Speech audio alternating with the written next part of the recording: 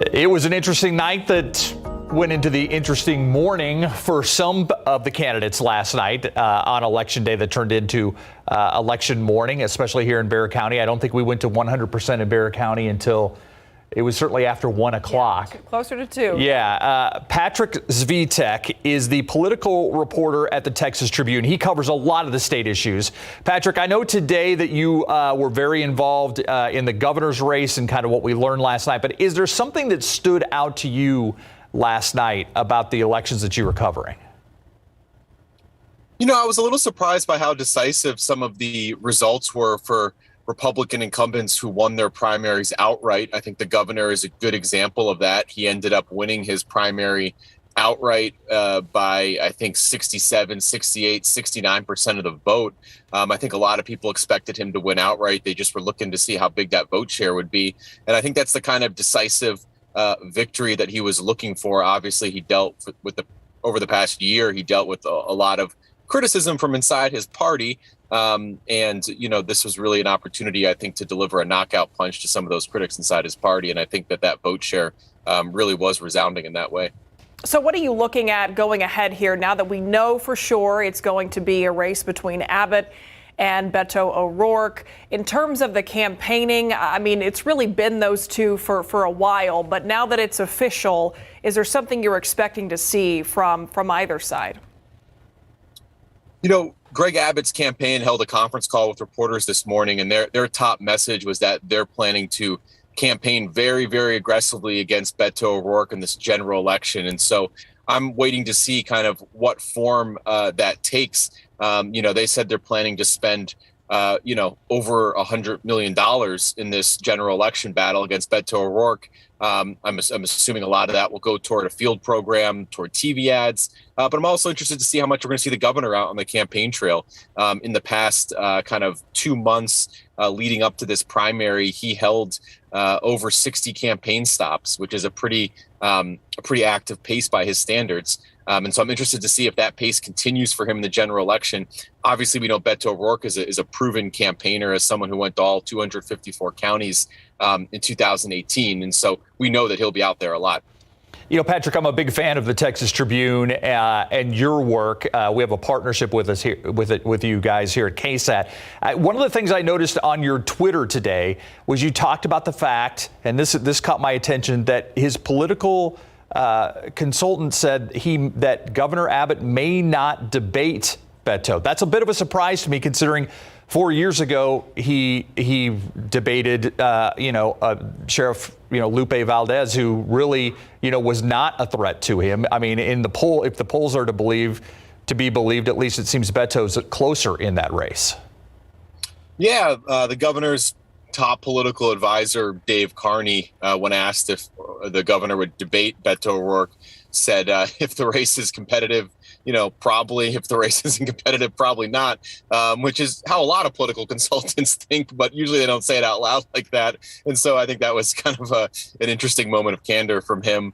But, that is typically the political strategy. If you feel like you're ahead in a race by a comfortable margin, there's no reason to elevate your opponent and provide a forum where you could make a mistake or where they could attack you and look good doing it. And so it didn't necessarily surprise me that's the strategy. It just was a little amusing to me that they just said it out loud like that. Let's talk about a race that was not decisive last night, the race for the U.S. congressional seat in District 28 between incumbent Henry Cuellar and Jessica Cisneros. This was separated by 800 votes. What does that signal to you about voters last night in that district?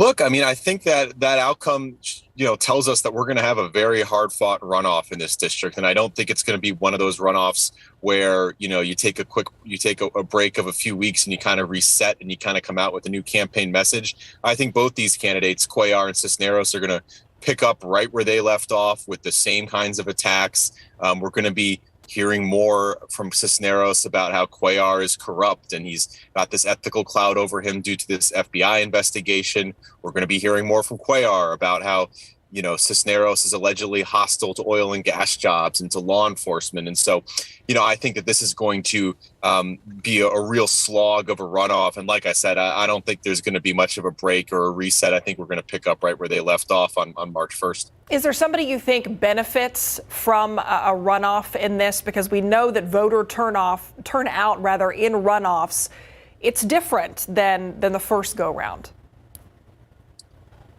Typically the insurgent candidate, has some advantages in a runoff by having more time to campaign, more time to build their name ID. But this is kind of a unique case. I mean, Jessica Cisneros, this is her second time running. She ran with national support, national money last time. She's running with national support, national money this time. So she's becoming quite a known entity. She is technically the insurgent here, but she's got a very sophisticated and serious campaign operation. And so typically you'd think maybe a candidate like her could benefit from having more time to make the case against an incumbent. And I'm sure she sees it that way. But you got to keep in mind, she's running a very serious campaign at this point, very sophisticated campaign. And she may be underfunded, but it's a very professionalized operation nonetheless. Do you think Texas Attorney General Ken Paxton got the opponent he wanted for this runoff? I mean, in the final days, it was not only George P. Bush going after Eva Guzman, but it was also the sitting Texas Attorney General going after her, which seemed odd to me.